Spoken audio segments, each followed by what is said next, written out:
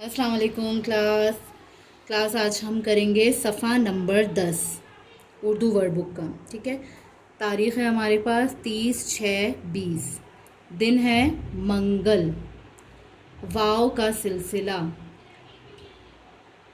हर हुरूफ को हम वाव से मिलाएंगे। ठीक है। इसको हम कहेंगे वाव का सिलसिला। हुरूफ की आदि अशकाल को वाव से मिलाएं। जैसे बा ओ बो, बा ओ बो, यहाँ 2 दफ़ा लिखना है आपने। ठीक है। पा ओ पो, ता ओ तो, टा ओ टो, सा ओ सो, जा ओ जो, चा ओ चो, हा ओ हो, खा ओ खो।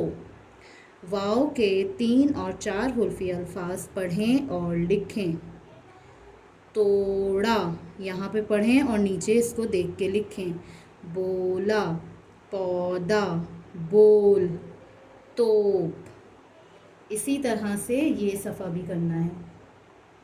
दा ओ दो, डा ओ डो, जा ओ जो, रा ओ रो, रा रा ओ रो, जा ओ जो, जा ओ जो, सा ओ सो, शा ओ शो, स्वा ओ सो, द्वा ओ दो, त्वा ओ तो, ज़्वा ओ ज़ो, आ आ ओ, गा ओ गो।